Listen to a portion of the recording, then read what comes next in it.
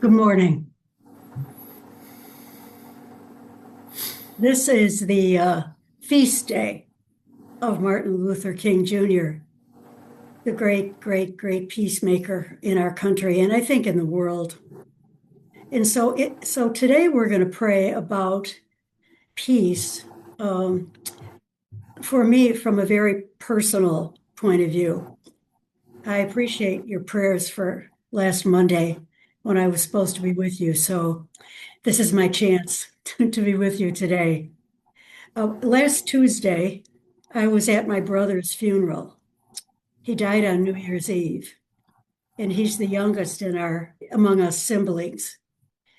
And the funeral was in Minneapolis. So we drove up on Monday, and on Tuesday we gathered at St. Joan of Arc Church. Now, St. Joan of Arc Church is in the epicenter of the, as they say in Minneapolis, the Troubles. So in a three-mile circle is where George Floyd was shot 5 years ago. And so the shrine in the store that they built is right there. And then about maybe a mile and a half the other direction from St. Joan of Arc is Annunciation Church, where it's the next parish over. And that's the church where the children and a couple of adults were shot by a shooter through the church windows. And then at St. Joan of Arc Church, which is a very, very large parish church. They have all of the seats set up in a circle, so everybody can see everybody else. And the altar is also in a circle. So my family was in a circle with my brother Rich and his sister, his wife Nancy, and our family. We're all embraced in this wonderful circle. They have extraordinary music. You would have loved it. All races, and actually all religions. This is a parish that every once in a while gets in trouble with the archdiocese because they say, anyone who wants to receive, please come forward. And they did. So in this atmosphere, we were ready to start the funeral, and the pastor came in very, very, very frazzled because on the outside, in the school building, the school had a bomb scare right then. So inside was beauty, loveliness, and warmth. And outside was police and protesters and ICE. Oh, thank God, but not thank God. All the schools in Minneapolis have been closed, both from preschool all the way to high school, because the violence is too prevalent. And the woman that is in our heart, Renee Good, is a member of St. Joan of Arc Parish, and she's on the school board. So the world was absolutely embracing us with my brother Rich.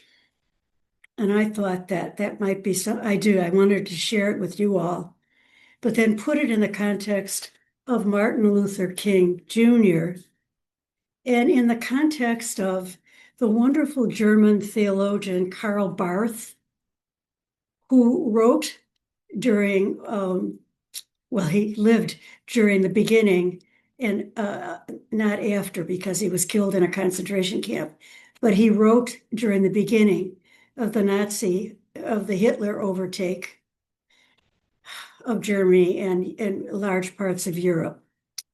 And I think when I was I love this section, and it's from a book called For Such a Time Like This, an Emergency Devotional. For Such a Time Like This, an Emergency Devotional by Hannah Reichel. And this is a section that will mean something, I think, to us on this day. Barth understood something that might be worth remembering today. Totalitarianism is about total control. It wants to control not just the public, but also the private spaces. Not just politics and economics and education and religion, but also your thoughts and feelings. Totalitarianism does not need your love. Your fear is enough. Keeping your focus, feelings, and thoughts your own is hard, but is in itself an act of resistance. Be strategic with your attention. He does a large reflection on Jesus with his apostles in a ship, in a boat, in a storm. And he says, knowing that a storm is brewing will allow you to be prepared. Losing sight of the horizon under crashing waves won't. Checking your social media feed every hour will not help you. Having spaces and times free from it will. And so the author continues, not Barth. Follow the news, but limit your exposure. Ask yourself, am I gaining important information or am I giving away my attention? Am I focusing on what matters or am I just getting dizzy? Keeping some areas of life from the all-extending grasp is hard, but it generates spaces where other thoughts can be thought, other feelings can be felt, other priorities can reign than those dictated by the emergencies, real or staged. If there is a life beyond totalitarianism, we must cultivate a life outside its grasp, even as we live within it. And so my wish is, even as we live with beauty, like in St. Joan of Arc Church, on the inside, and horror, the neighborhood on the outside, God's love and God's spirit is with us. And we're going to close with just about a minute of quiet. And then about 10 years ago, Sarah Thompson wrote a song, and I bet you know it. It's called Somewhere to Begin, and it has 3 verses, and each verse has the same kind of set of words, but the end of each verse ends with a specific word. And the 3 words are song, dream, and love. And I'm suggesting today that you add in your own heart and in your own humming another word. So the song will now be song, dream, love, and pray. So a little bit of quiet, and then Bob, we're ready for Sarah Thompson.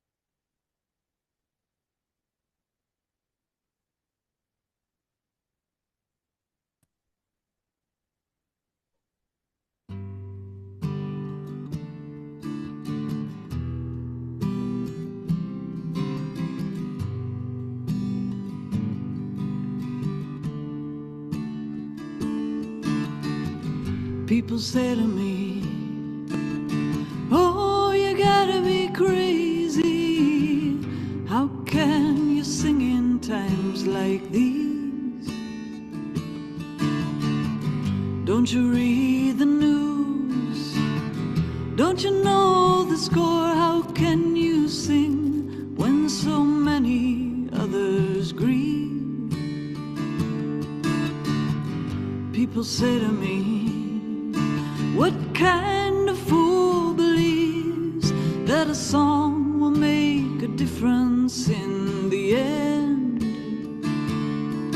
By way of a reply, I say a fool such as I, who sees a song as somewhere to begin.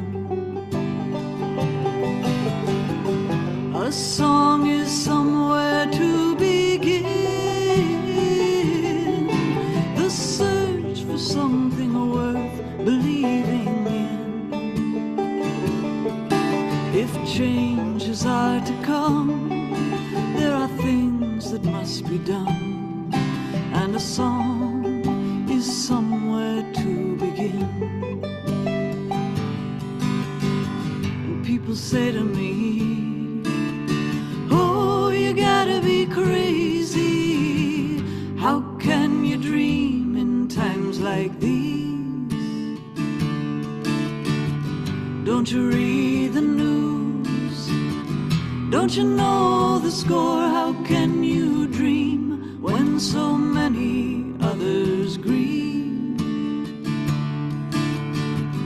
People say to me, what kind of fool believes that a dream will make a difference in the end?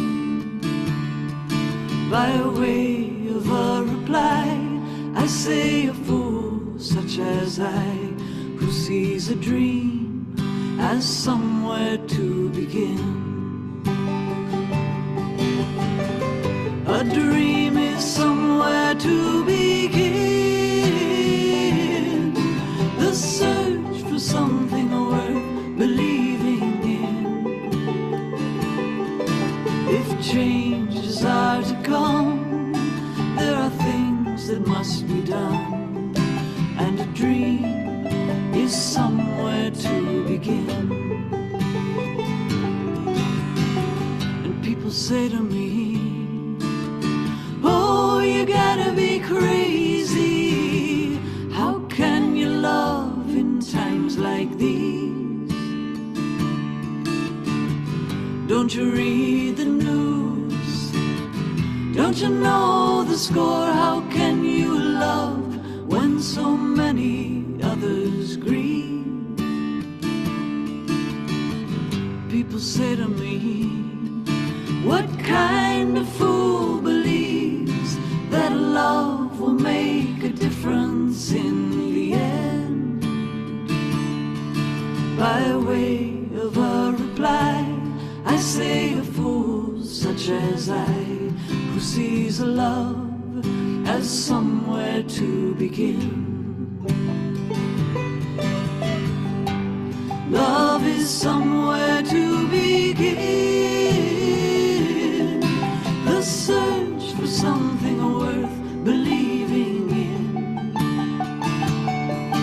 If changes are to come, there are things that must be done, and love is somewhere, and a dream is somewhere, and a song is somewhere to begin.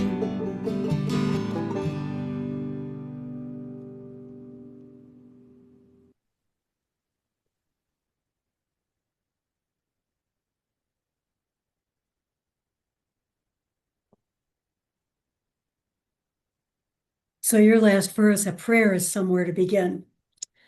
Happy Martin Luther King Day, and happy week. Thank you, Carol. That was a beautiful reflection and a beautiful song. Thanks so much. Thanks.